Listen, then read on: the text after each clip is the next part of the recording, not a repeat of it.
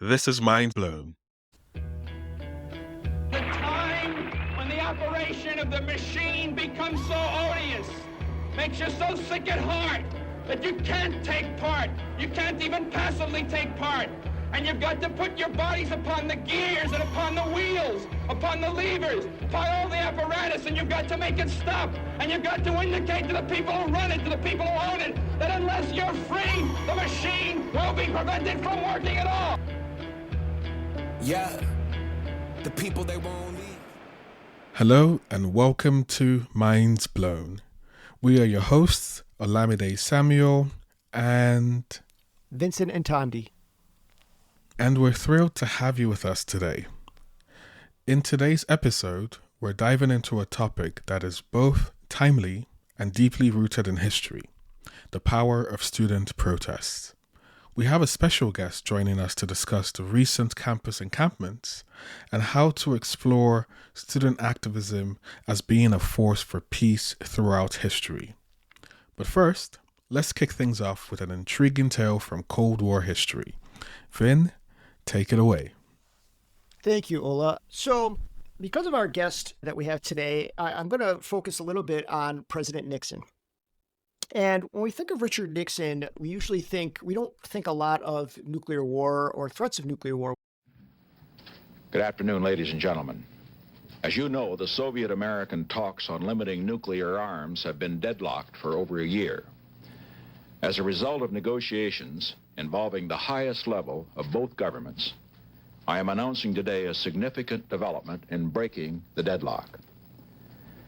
The governments of the United States and the Soviet Union, after reviewing the course of their talks on the limitation of strategic armaments, have agreed to concentrate this year on working out an agreement for the limitation of the deployment of anti-ballistic missile systems, ABMs.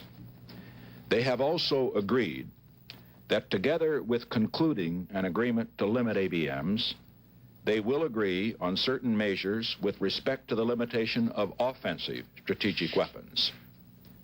If we succeed, this joint statement that has been issued today may well be remembered as the beginning of a new era in which all nations will devote more of their energies and their resources not to the weapons of war, but to the works of peace.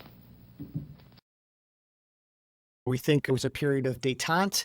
And in fact, we think of arms control because Nixon signed the SALT Treaty and the ABM Treaty and the Biological Weapons Convention. He was the president when the Nuclear Nonproliferation Treaty was ratified and when SALT II talks began. But the reality is quite different. And after Nixon left office, journalist Hunter Thompson wrote, quote, "It's probably a good thing, in retrospect, that only a very few people in this country understood the gravity of Richard Nixon's mental condition during his last year in the White House. There were moments in that year when even his closest friends and advisors were convinced that the President of the United States was so crazy with rage and booze and suicidal despair that he was only 2 martinis away from losing his grip entirely and suddenly locking himself in his office long enough to make that single telephone call that would have launched enough missiles and bombers to blow up the whole world off its axis or at least kill 100 million people." And that first occasion happens in 1969 when a U.S. spy plane was downed in North Korea over the Sea of Japan, killing 31 Americans. And George Carver, the CIA's top Vietnam specialist at the time, recalled that, quote, "Nixon became incensed and ordered a tactical nuclear strike.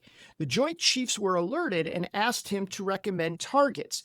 But Kissinger got on the phone to them, and they agreed not to do anything until Nixon sobered up in the morning. If the president had his way," Henry Kissinger was known to say, "there would be a nuclear strike each week." And this continued. With Vietnam, Nixon and Kissinger attempted to lever concessions with this madman theory to try to convince the world that he was so crazy about, and he would use nuclear weapons, that it would somehow get other countries to stop acting in certain ways and behaving in certain ways. And they began planning for this massive shock and awe military operation that was in the White House referred to as Duck Hook. And the initial duck hook concept included proposals for tactical nuclear strikes on targets in North Vietnam. And in early October 1969, Nixon aborted the plan in part because of Hanoi's refusal to back down, concerns about U.S. public reaction, anti-war protests, and internal dissent within the administration. But he continued on this path. I still think we ought to take the dice off now. I think to let brown people get pounded on well, no, I'd rather use a nuclear bomb. That's right. That I think would just create too much. A nuclear bomb? No problem. I just want you to think big, Henry, for Christ's sake. And in fact, he told Henry Kissinger once, quote, "I don't give a damn about SALT. I just couldn't care less about it." And he privately explained that I don't think it makes a whole hell of a lot of difference. In 1972, Nixon told Kissinger, speaking about Vietnam, quote, "We're going to do it. I'm going to destroy the goddamn country. Believe me, I mean destroy it if it's necessary. And let me say, even with nuclear weapons. By a nuclear weapon, I mean that we will bomb the living bejesus out of North Vietnam, and then if somebody interferes, we will threaten them with nuclear weapons."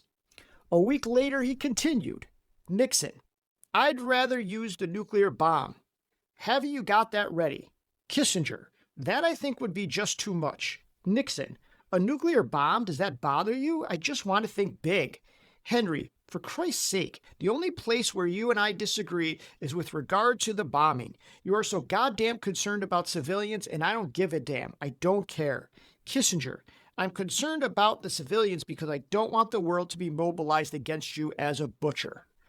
And so learning this and hearing this, the lessons to me seem quite clear.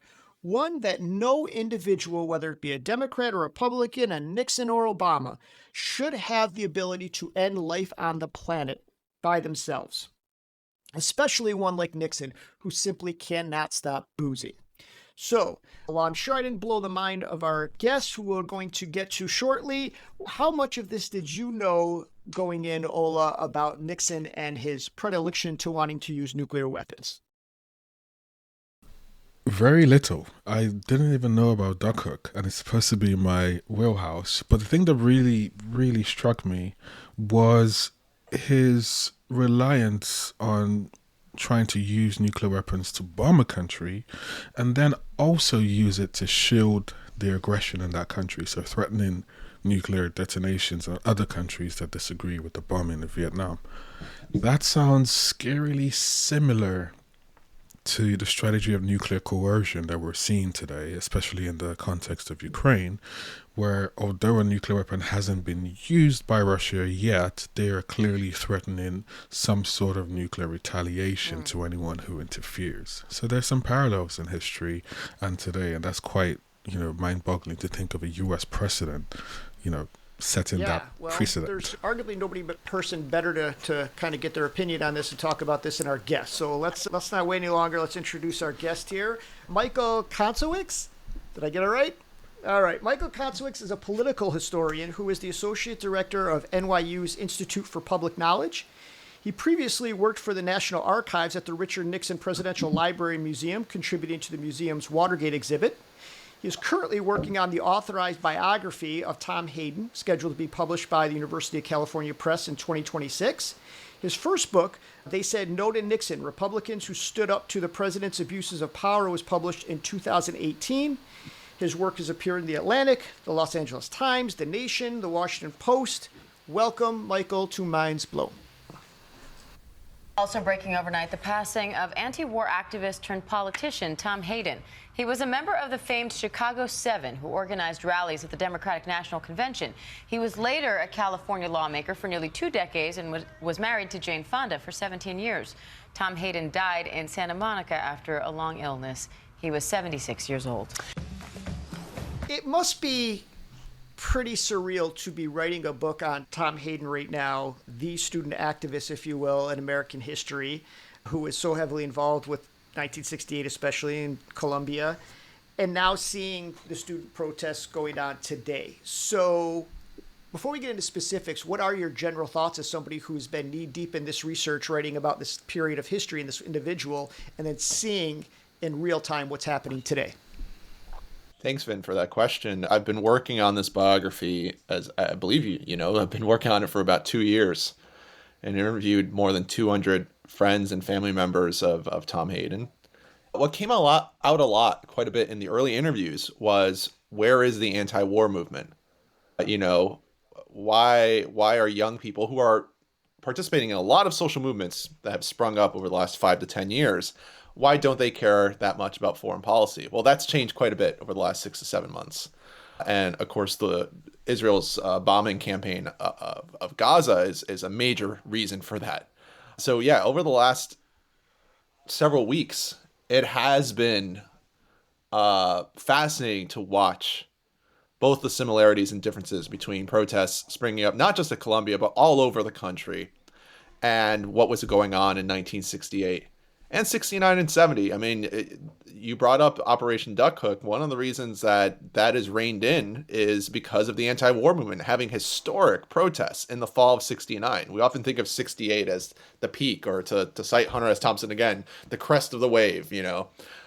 I mean, most anti-war activists went out on the streets in 69, 70, and 71. I bring that up because who knows if this is the peak of a new anti-war movement. But yes, it has been remarkable to watch this. You know, as someone who's been in knee deep in the history of the social movements of the 60s through the kind of the story of Tom Hayden, it's been very encouraging to see a new generation of peace activists mobilizing in pretty creative ways to try to stop a new war in the 21st century. So thank you so much for that, Michael. Do these protests truly make a difference in shaping public policy and societal attitudes, or do they not? Another important question. I mean, we really will not know the full impact, sadly, of these protests for decades. When it comes to the Vietnam era, I think the immediate impact was felt with, a president deciding to not seek another term. I'm talking about Lyndon Johnson, you know, when he drops out of the 1968 campaigns. That's a pretty direct link to anti-war protests, reshaping the political culture, practically forcing a president out of office. With Nixon, though, we got a taste of it in terms of the Watergate scandal, which would not have happened without an anti-war movement. It really begins in many ways with the release of the Pentagon Papers in 1971 and with Daniel Ellsberg, who decides to become an anti-war activist. But we find out more about Nixon in the Vietnam War decades later with the release of new records. We find out that he was closely monitoring anti-war protests. And this is especially true in the fall of 1969, but it continues throughout his presidency. But in the fall of 69, there's a panic in the White House because it's not just long-haired student radicals who are out on the streets. There are so-called, quote-unquote, ordinary Americans. And there's this real concern that more respectable, kind of liberal, or perhaps even apolitical types who are turned off by the war are marching the streets with student radicals. Those activists who were organizing those protests did not know the full extent of Nixon's paranoia and concern about the anti-war movement in 69-70. I've talked to many people who have said that they had practically given up on anti-war activism in the winter of 69-70 because you had these historic protests, millions of people participating in the moratorium against the Vietnam War in the fall of 69, and then nothing seemingly changes. They do not know that, well, one, they have prevented a massive bombing campaign, perhaps even the use of nuclear weapons that could have potentially saved hundreds of thousands of lives, if not more. They did not know that, and they did not find out about that till years later. So the lesson is I think it's almost always fair to assume you're having some sort of an impact. You may not discover that till decades later. And that's something that I think, Tom Hayden is one of the co-founders of SDS and lifelong peace activist.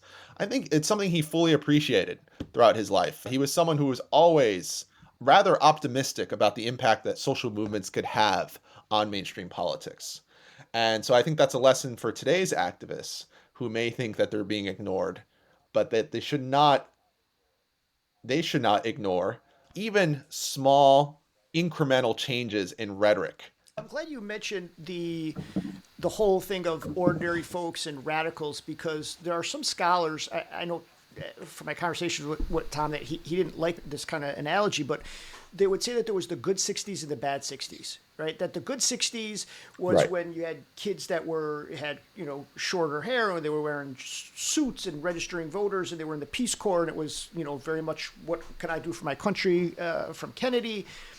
And then you had the bad 60s, which was long-haired hippies and drugs and radicals. And I see today from Hillary Clinton going on TV and saying these kids don't know what they're talking about, they're not educated, to trying to find the most outlandish kid you can find in a protest with the, I don't know, the drums and the devil stick. And, they're like, oh, see, they're just a bunch of clowns. We don't know very much at all about the history of the Middle East, or frankly about history in many areas of the world, including in our own country. What did you see in your research of the 60s about that idea of kind of the more radical the movement got, the more isolating it got from mainstream America versus kind of what you see today in these kids and how they're being portrayed? Well, as always, it's a complicated question. What I will say is that there were very similar discussions, particularly in 1968 and 1969. I think after Richard Nixon is elected, you see a greater willingness from liberal Democrats to protest against the war. And once they start to become more involved in the anti-war movement, there's this kind of larger discussion about what should anti-war protests look like. There is a concerted effort to look more respectable, to not adopt like radical rhetoric. And it has, to be fair, a certain amount of success, so it cannot be completely dismissed. Nevertheless, they're building on the foundation laid by the so-called more, and I'm using this term because we're having a quick discussion here, but the more radical students, the quote unquote radical, who are willing to adopt more confrontational tactics and use more radical rhetoric. Even within that world, there are, as you know, Vin, splits and debates over confrontational tactics and the use of violence versus nonviolence, what kind of rhetoric should you use? But let's leave that aside. In 1969, though, there are anti-war protesters who want to be inviting to adults, to actually bridge the generational divide. And what I will say is, compared to today, the generational divide is much more stark in the Vietnam era than it is today. And I think there's a few obvious reasons. The draft, for one. I mean, you actually had American soldiers on the ground in Vietnam. It's rather heartening to see how many people care about the war on Gaza, given that there are no U.S. troops there. So that is a positive. Nevertheless, it's a clear difference that we need to acknowledge, because it's going to explain the level of intensity of protests, which I think even though what we're seeing now is historic and it's significant, it's still not the same level that what we saw in the late 60s. And it's because you don't have U.S. troops on the ground. You don't have a family member or a next door neighbor who has died in Vietnam. And so whether you are for the war or against the war, or trying to figure out your own thoughts on the war, that whole process was far more intense when you had a personal connection to someone who was serving overseas. That does not exist today in the same way that it did back then. But to get back to your original question about the good 60s versus the bad 60s, that is something that throughout his life, even when he was a Democratic politician, Tom Hayden pushed back on. And I think the reason being is that it was his own personal story showed that that narrative is way too simplistic. People who started off in the good 60s were driven mad by the war. Were driven mad by the fact that, tens of thousands of Americans had died. Millions of Vietnamese had died. And so for Tom, even if privately he could be critical about certain tactics and could have a debate one-on-one with certain individuals, friends who he thought went off, the deep end, for lack of a better phrase, he always recognized that the starting point of any sort of analysis of the social movement of that era or any era was the war. It was the war. It was violence overseas and also violence at home. And you cannot understand the so-called good or bad 60s without using that as your starting point. And if you use that as your starting point, then you can have a much more sophisticated discussion about which tactics work and what's the path forward in order to create a better foreign policy. Thank you so much for that, Michael. So, as we've been talking about the 60s, we saw rise of the quote-unquote new left, a broad political movement that sought to address issues beyond traditional labor concerns, focusing instead on civil rights, anti-war activism, and social justice. And a key player in this new movement was the Students for a Democratic Society, so the SDS, which became one of the more prominent activist organizations, advocating for what some might say were radical changes in American society and vocally opposing the Vietnam War. So could you provide some insight into the New Left and the role of the SDS within this movement? And how specifically did the SDS contribute to anti-war protests that shaped the objectives of the New Left? SDS, Students for a Democratic Society, is founded at the beginning of the 1960s. It's originally an offshoot of a so-called Old Left organization. It was the Student League for Industrial Democracy, part of the League for Industrial Democracy. When I use the term Old Left, that's rooted in the first half of the 20th century, more focused on issues surrounding class. And what happened is at University of Michigan, you had a few students who wanted to create a new organization using the funds and resources of this Old Left organization. And that eventually became Students for a Democratic Society. That was started by Al Haber at the University of Michigan. He recruits several student leaders. One of them was Tom Hayden, who was the then editor for the Michigan Daily. At the time, if you were the editor of a school newspaper, you were seen as this kind of young, ambitious person who was interested in politics. And so the two of them and others go around the country and start to recruit student leaders. And most of these people are inspired by, actually all of them are inspired by the civil rights movement, which had reached a new stage in the early 1960s. The sit-in movement had sprung up in 1960. And so these predominantly white Northern students were very inspired by what they saw as a direct confrontation of the Jim Crow South. So we can never forget that, of course, it was the Vietnamese resistance and their sacrifice that led to our awakening, along with the civil rights movement at home. It began with handfuls of young people, black students who led freedom rides, sit-ins.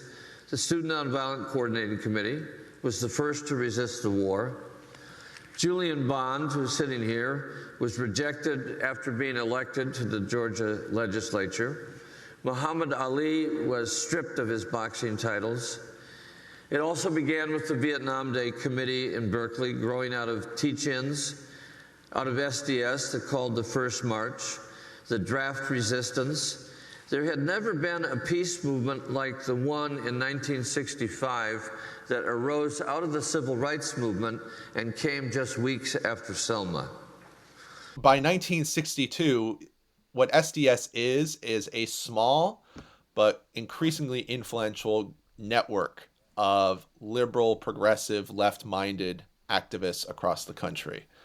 Their numbers are small. It's maybe a few thousand by 1962, 63. But what happens is by the mid-1960s, when when Lyndon Johnson decides to escalate the war in Vietnam, it becomes the central organization for any college student who wants to oppose the war. And that's because SDS actually decides, even though there's a debate about this, there were some students, including Tom, who initially wanted to focus more on community organizing. Tom Hayden was a community organizer in Newark. There was a project called ERAP where students actually went into urban areas to try to help solve issues surrounding poverty. So those students thought that perhaps organizing against the war in 64, 65 might be a distraction or might take away too many resources. Nevertheless, they are on the losing side of this internal debate. The majority supports a national demonstration against the Vietnam War. And that takes place in April 1965, very early on in the war. And they actually surprise themselves when they get 25,000 activists to descend on Washington, D.C. And this is historic. It's the largest protest, at least since the 1890s, against an American war.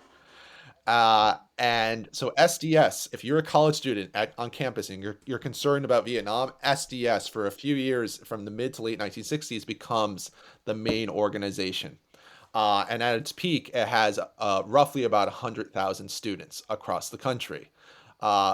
kind of eerily similar to what you see with the DSA today, Democratic Socialists of America, another, kind of decades old organization that rebrands himself in the wake of the Bernie Sanders campaign in 2016.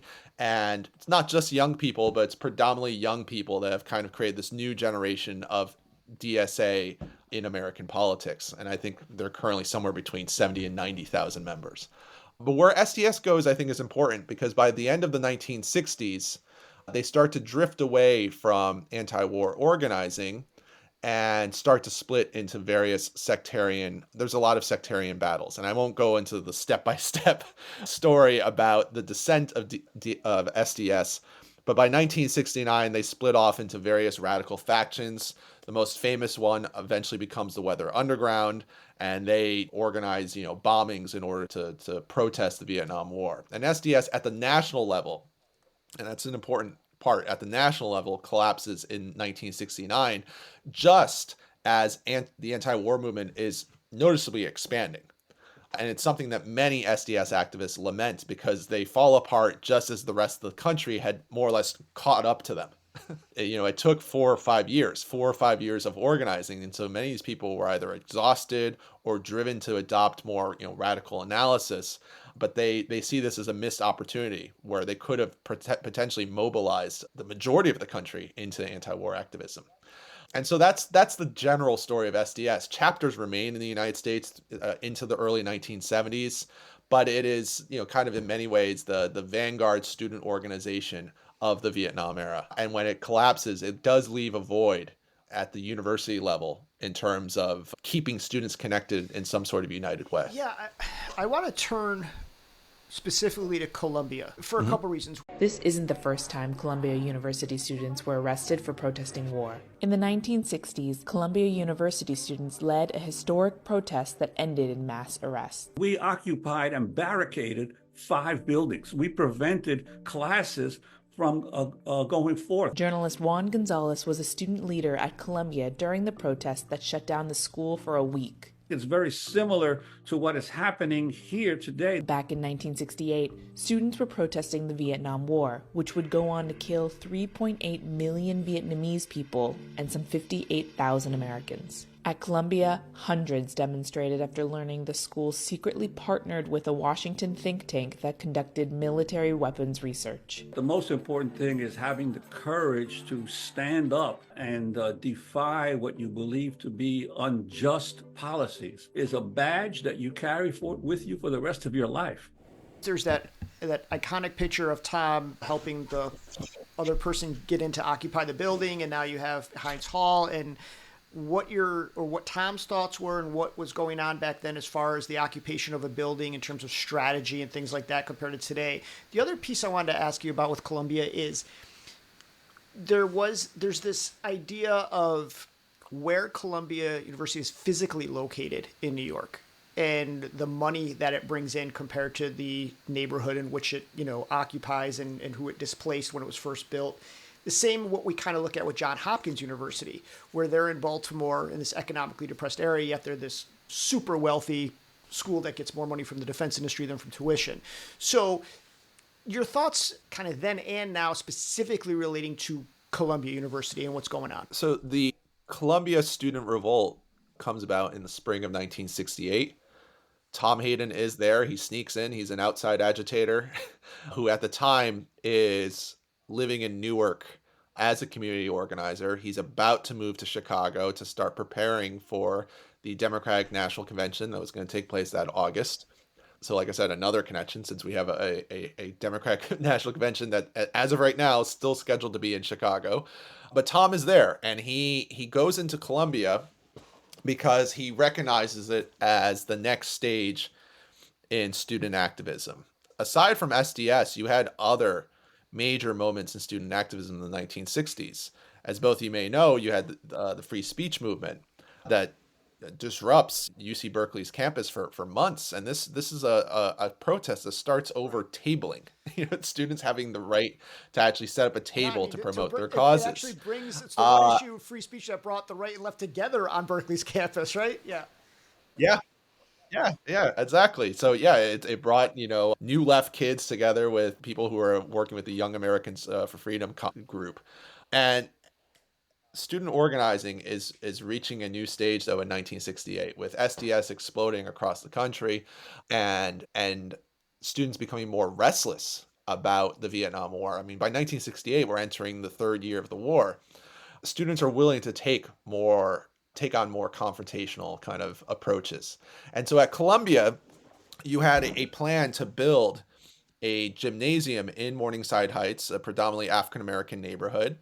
And many students, particularly black students, were upset about that. You also had students who by 1968 are promoting the fact that Columbia is taking a lot of money from the Defense Department. And they were not alone. I mean, Columbia is one of dozens of campuses that are taking in a substantial amount of money for weapons-related research.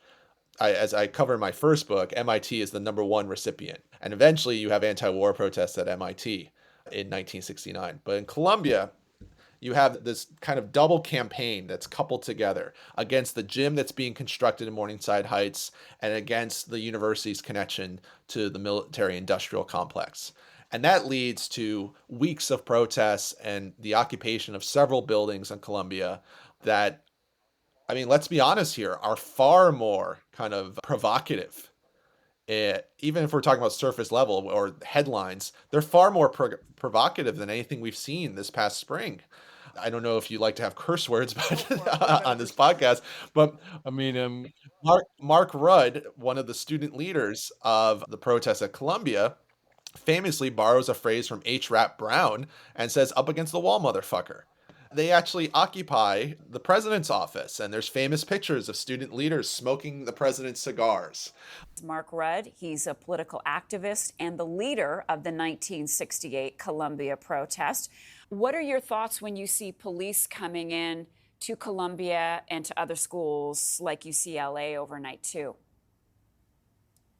Well, I think the administrations are their fundamental aim, both then and now, is to shut the students up. In our case, one difference was that we didn't hold strongly to the principle of nonviolence.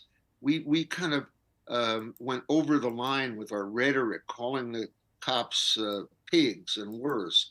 We also let our anger out, and we fought the cops after they attacked us. I mean, the bust on April 30th involved 1,000 police beating up hundreds and hundreds of nonviolent protesters and injuring them terribly. These students are much smarter than we were. They are holding to the strategy of nonviolence, and they're not crossing the lines. So as far as outside agitators, there's always going to be people from the outside, but listen to the students. Listen to what they're saying.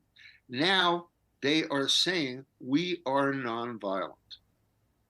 I think part of the reason that you have this, it's also, there's a lot of overlap. It's not the same thing, but there's a lot of overlap between anti-war activism of the late 60s and the emerging counterculture, this kind of very anti-authoritarian part of American culture that's defining much of youth culture in the 1960s. The reason I'm bringing this up is that Columbia becomes the symbol of the broader student revolt of the late 1960s. And Tom sneaks in because he was someone that always wanted to be where the action was, but he also recognized that this was an important moment in the history of student activism. It's also coming at a time where he is, I think it's fair to say, severely doubting any space for meaningful liberal reform, particularly when it comes to the Vietnam War. He is questioning that kind of liberal idealism that defined his early activism. Very quickly in 1968, I mean, Tom had already witnessed the Newark Rebellion in the summer of 1967, where, you have soldiers actually marching in Newark, shooting, black civilians.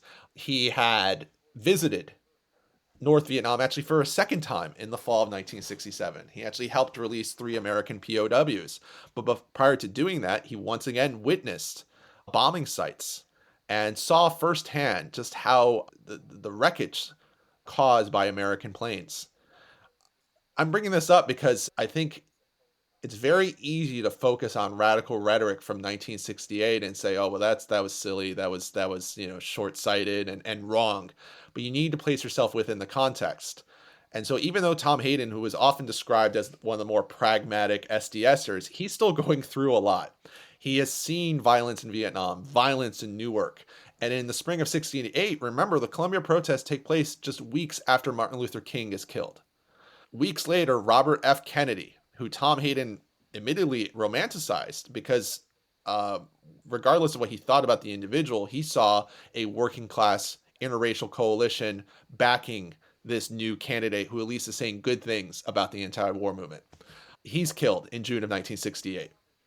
And so Tom is, like I said, really kind of willing to kind of go head to head with the U.S. war machine. And that is going to shape his actions at the Democratic National Convention in Chicago. So Columbia is a big piece of that because Columbia offered up something that he thought was a better future, where students would have a greater say over campus life, would actually enact participatory democracy into campus culture. And it is one of the reasons why he used this very provocative phrase, too many Columbias, in the spring and summer of 1968, borrowing that phrase from Che Guevara, who the previous year called for too many Vietnams. He saw Columbia as the model. Years later, I think he thought something different, but in the context of 1968, with everything that's going on, both in his own personal life, but around the world, he saw Columbia as kind of a symbol of a potential future. In your previous response, you mentioned very briefly another thing that happened in 1968, and that was the Democratic National Convention in Chicago. And you also mentioned that this is the same location for the upcoming National Convention. And the interesting thing about the 1968 convention was, of course, the violent clashes between protesters and the police. And this is where the chant, "The whole world is watching," sort of, encapsulated that event. You know why you're on trial here? The whole world is watching. The whole world is watching. You all right? I was until I saw that. The whole world is watching. The whole world is watching. Martin's dead. The whole world is watching. Bobby's dead. The whole world is watching. Jesus is dead. The whole world is watching. They tried it peacefully. We gonna try something else. The whole world is watching. These rebels without a job. They're a threat to national security. This revolution, we may have to hurt somebody's feelings. Get on the streets! Get on the streets! When you came to Chicago, were you hoping to draw the police into a confrontation?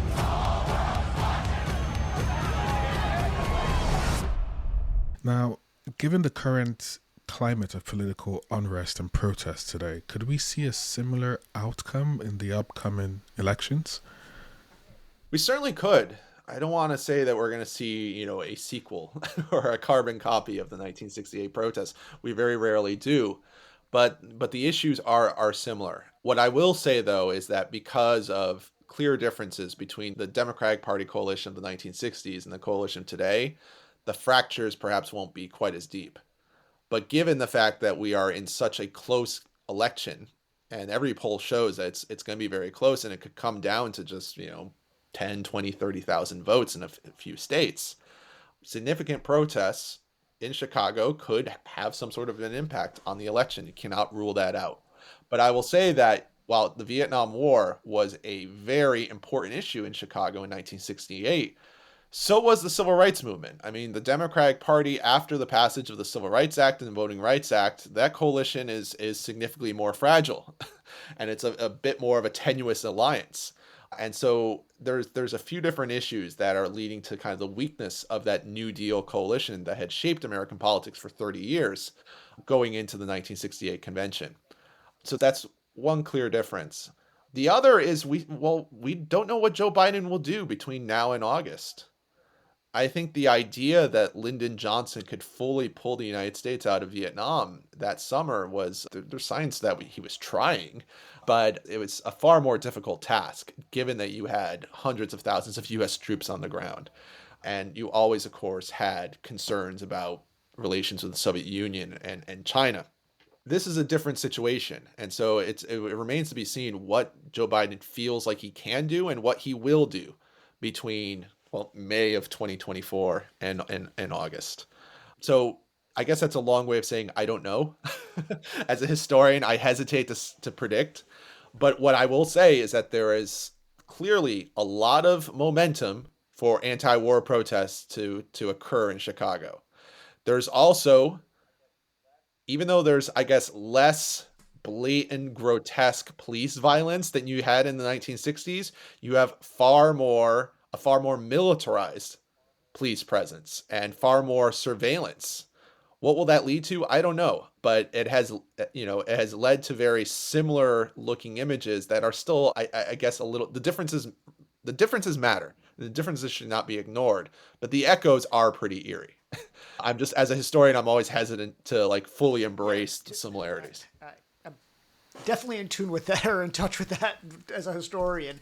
But do you think that what happened with the anti-war movement did play a role in getting Nixon elected? Did Tom think that? Or is that, again, way too simplistic of a way to look at things? It's easy to go back in hindsight. What else were they supposed to do? If RFK was not killed, that would have obviously changed things. But I'm just curious, for those that are thinking already, if there's a mass protest movement against Biden, is it helping Trump get in power? That's the wrong way to go, because as bad as Humphrey was, he wasn't Nixon.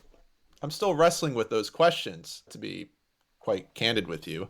What I will say is, I'll return to my previous answer, is Tom always centered those who were in power as the beginning of the story.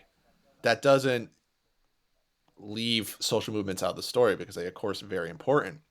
But I think his tendency was to always push back against some of his contemporaries. Not to pick on him, but Todd Gitlin, a scholar of a sociologist who comes from SDS. He was one of the leaders, actually former president of SDS, becomes a very renowned scholar of media and protests. He writes this definitive book about the 60s. It's called The 60s. And the tone of it is just filled with regrets about missed opportunities and mistakes that were made. And it's born out of his own personal experiences.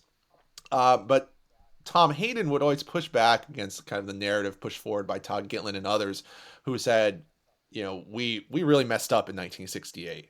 We should have embraced Hubert Humphrey, and then we could have prevented Richard Nixon from ever coming into office, and maybe even prevent the rise of conservatism in America. So that narrative is out there, and it's quite powerful. At the surface level, you can see why it's convincing. Nevertheless, it ignores, kind of long-term structural forces that I don't think we have time to talk about here. But it also, like I said, it just leaves out any responsibility that Lyndon Johnson has, or even Hubert Humphrey. I mean, many people have pointed out that Hubert Humphrey's poll numbers actually improve once he starts to distance himself from Lyndon Johnson's support of the Vietnam War. If he did that earlier, that could have made a difference. So what I would encourage is people to, if they want to adopt a kind of critical take on the 68ers, the protesters who maybe didn't see the full extent of their actions, fine. But also, like I said, make sure that Lyndon Johnson and Hubert Humphrey and the people who are actually carrying out the war are also part of that analysis. And I think that's something that Tom Hayden thought too. There were signs later in his life that he maybe had some regrets about, how the movement talked about Hubert Humphrey. But it's not something that he dwelled on, and it's not something that he saw much use in promoting. And that was his own perspective. I mean, I think Tom was much more of a kind of a pamphleteer, a promoter of causes, and in a great way. I think his analysis was spot on, is that you always have to begin with the war makers. They are at least the central drivers of the outcome of 1968. And then also the poll numbers from the summer of 1968 tell a far more complicated story. you don't see a major shift after Chicago. Humphrey was already a little bit behind Nixon. So it's not like this was going to be easy campaign for him. I mean, he's the vice president for a president who's leading an unpopular war. I think there's a much more convincing case to be made that there was this general backlash against social unrest and perhaps even the urban uprisings of the 1960s than a few days of protests in Chicago, as significant as they were, and they probably played some sort of a factor.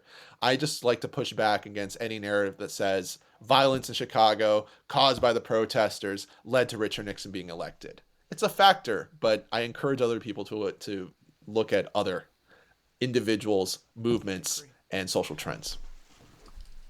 Hayden's legacy continues to be relevant in discussions about social justice and activism. What do you think Tom Hayden would make of today's social and political landscape, given that there isn't a single prominent figure like him today? Do you see this as a positive or a negative development for contemporary activism? Oh, that's a very hard question that we could take up a whole hour about, the issue of leaders and structure and horizontalism before. Anyways, what I think he would think, well, I would say that publicly he would praise today's protesters, and he would point out, as some other SDSers have pointed out, that they are perhaps smarter and more media savvy and even maybe more creative, but they're also facing arguably a more daunting challenge that a lot of peace activists face in the 21st century. So I think any analysis today in 2024 would be filled with a lot of praise. I think privately he would probably, be interested in engaging with many of today's protesters. There would probably be even some debates about tactics and messaging. And, I think in his later years, he liked to not fully embrace, purposely confrontational rhetoric. But I think there would be a lot of patience and a lot of, like I said, a lot of really interesting, passionate interactions with today's protesters. Now, on the issue of leadership, as one of the leaders of SDS, Tom and others in the 1960s, they called for participatory democracy, and their version of participatory democracy sought to de-emphasize the need for leaders. Nevertheless, it's the 1960s, so there were still plenty of white male New Left leaders. There's a great CBS documentary about the New Left that's fascinating, but one clear thing that you cannot ignore is they interview 15 individuals, and 14 out of the 15 are white guys in their 20s. The only person who's not a white guy is Fannie Lou Hamer, the famed civil rights activist and singer. But everyone else is it's Tom Hayden, it's Robert Scheer, it's Carl Oglesby. You just go down the list. It's, charismatic, very, inspirational guys, but they are white guys based on college campuses, or mostly college campuses. So I think this was an issue that Tom really kind of went back and forth on throughout his life, as many movement leaders do. I think by the 1970s, he was so exhausted by self-criticism sessions and any attempt to kind of de-emphasize the need for leaders that by the late 1970s, he started to argue for the importance of leaders. He does this at an SDS reunion where they're entering middle age, and he's saying, why didn't we have more leaders? Why couldn't we have a greater space for leaders? Nevertheless, I think he always saw that social movements, particularly early on, need to have the freedom to operate without kind of very well-defined structures. Tom, in addition to being a participant, was a scholar of social movements. And so I think he would always try to look at this in an even-handed, scholarly way, but it was shaped by his own personal experiences as this, charismatic, white male New Left leader who people would often question, why is that guy the leader and not me? Or why do we even have a leader? And, I think those discussions remain in American left spaces and arguably around the world in terms of how much structure do you need and, what are the kind of strengths and maybe even pitfalls of horizontal organizing. That's something that I think has been quite prevalent in American left spaces, particularly since Occupy, the Occupy Wall Street protests in 2011, which were very defined as a leaderless movement. But I think there are a lot of American activists, even young ones, who recognize that there are limitations to what you can actually achieve in American politics without some sort of structure. And Tom certainly recognized that in his later years. I've done a lot of thinking about the comparisons of Occupy to what we're seeing today and that Ella Baker approach, or that horizontal approach you're talking about. And that was something I was very critical of when Occupy came out, that there was no leader, no hierarchy. I know they wanted to be, but everything had to be mic checked and everything had to go through all these voting. And it didn't seem like there was a set amount of demands. And so what I see today is so much more organized in terms of having a media tent and having a medical tent and then having like demands of divestment and ceasefire. It does seem, that they were preparing for a long time for this moment and how they were going to handle it. So yeah, I think that's really important. Yeah, I think it's fair to say that some of that spirit, that kind of Ella Baker Occupy spirit remains in today's activism, but it has been modified.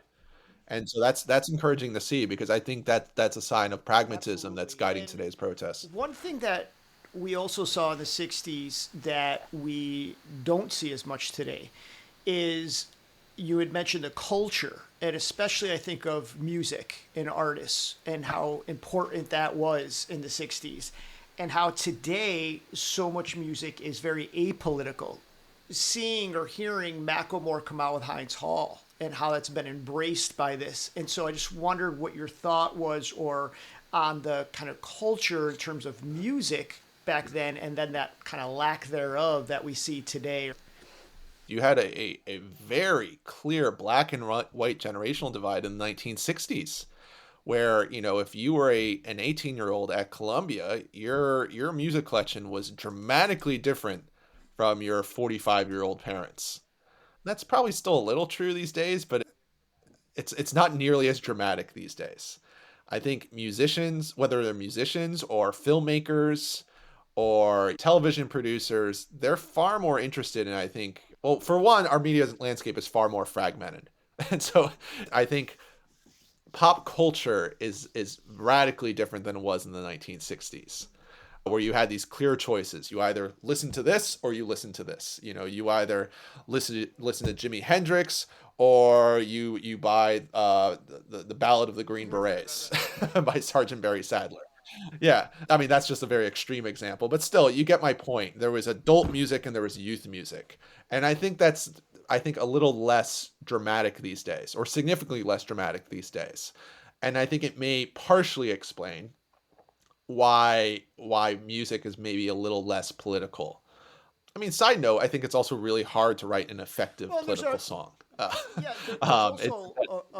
Like, I'm sorry, a price to pay, right? We saw what happened to Dixie Chicks during the that too, Iraq War, right? And so, yeah, I think there's also, unless you are able to put out independently, or or if you want to get on a label, or you want to get those stream that there is a price to pay. But we did see, while there's this, everybody's paying attention over here to this ridiculous beef of Kendrick and Drake, you have Macklemore saying, no, I'm going to do this. Yeah. This is what we should be doing, and seeing the success of it. So it is quite different from the 60s, where it kind of was everywhere you turned, you had a political message in a lot of this music.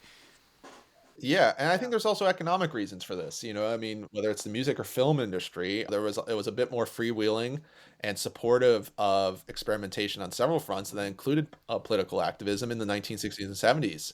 With the consolidation of the music industry and the film industry, there's not really as much room to take chances too. Well, if you're a musician, you're not making as much money from album sales. So you kind of have to cling, unless you're at the elite of the music industry, you have to, make sure you're not pissing off that many people. I realize that's a generalization, but I think it's largely true in the 21st century. So I think there's that too. What I think is really interesting, though, is that someone who's listened to the Nixon tapes quite a bit, too many, Nixon is also trying to understand changes in youth culture, and is very distressed by what kids look like, what they're listening to, what TV shows pop up on the three major networks. And so he is certainly lumping it together with his concerns about the new left. What do you think about, as years went on, how that anti-war movement and those people are viewed today? And where we think this movement will go, maybe how they'll be viewed in the history books years from now, that you were part of this movement to stop a genocide in Gaza. Historians are usually hesitant to predict the future. What I will say is, by studying the 60s generation, is no matter what, we can't forget that most, or at least a large number, of today's peace activists will remain in progressive causes.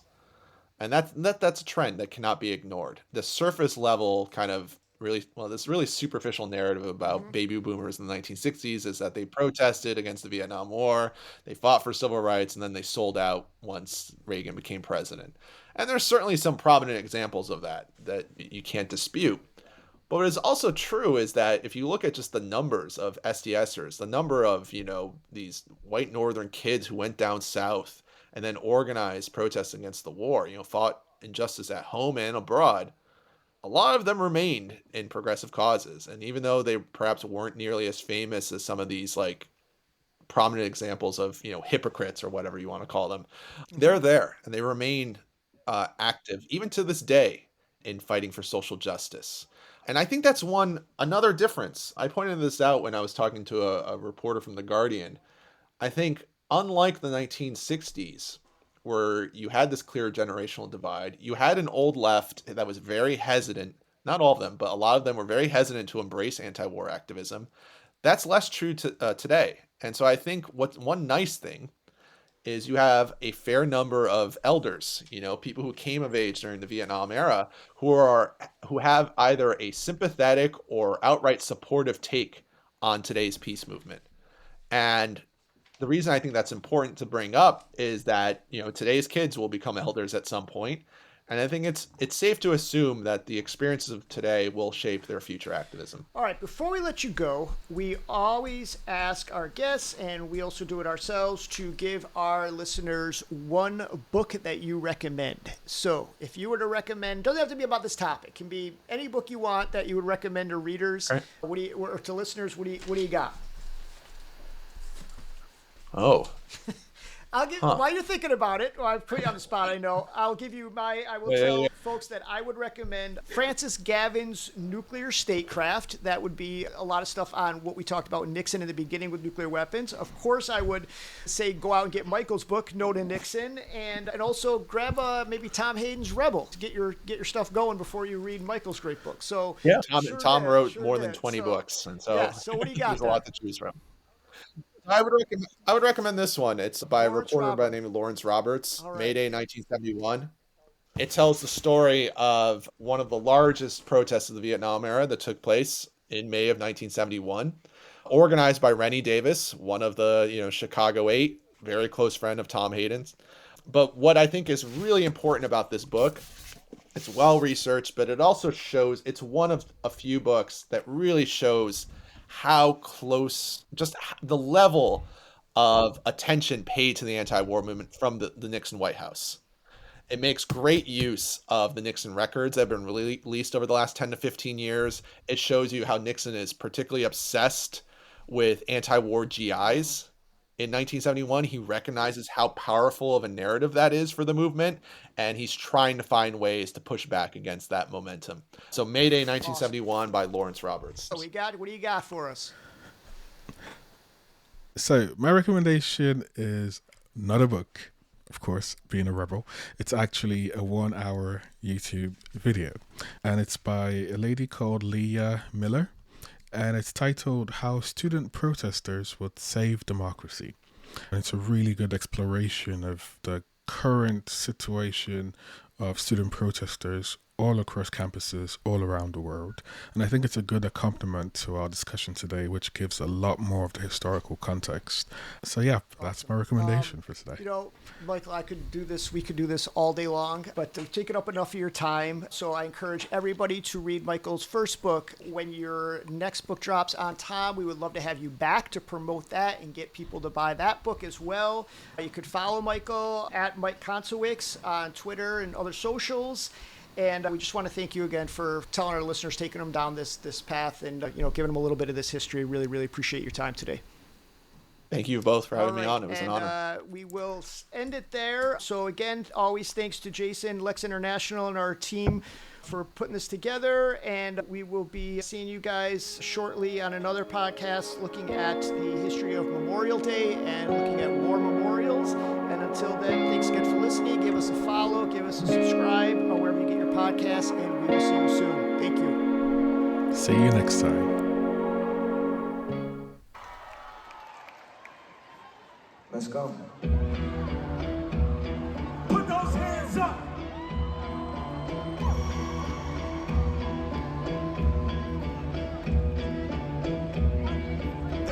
Was you really nervous?